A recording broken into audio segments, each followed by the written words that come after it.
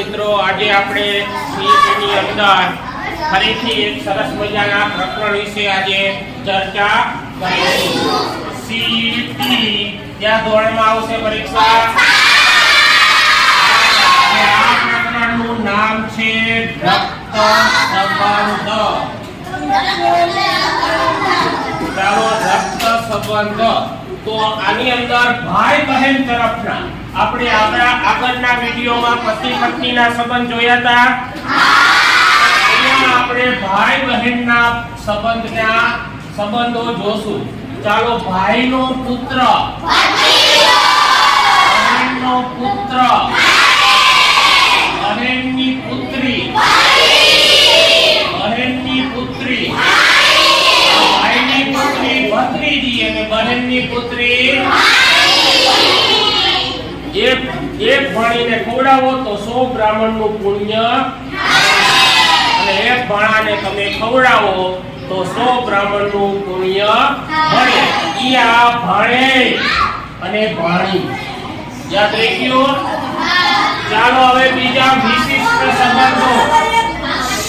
હવે વિશિષ્ટ સંબંધો કેટલાક છે જે પતિ પત્નીની નથી લાગુ પડતા, ભાઈ બહેનની લાગુ નથી પડતા, પરંતુ એવા વિશિષ્ટ સંબંધોની વાત કરીએ તો પિતાના પુત્ર,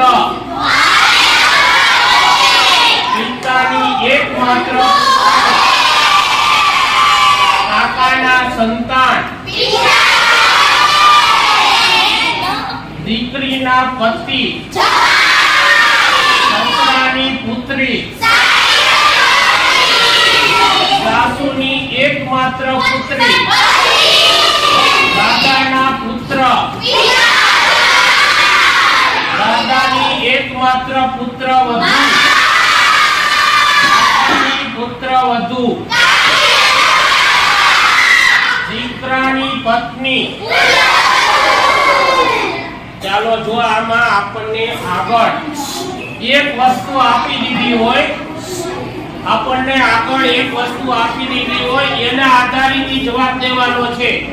અહીંયા જુઓ, સસરાની એકમાત્ર પુત્રી,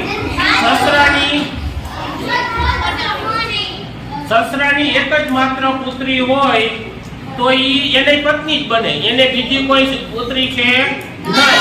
એટલે જો આગળ તમારે શું આપેલું છે એના ઉપરથી તમારે નક્કી કરવાનું, બરાબર?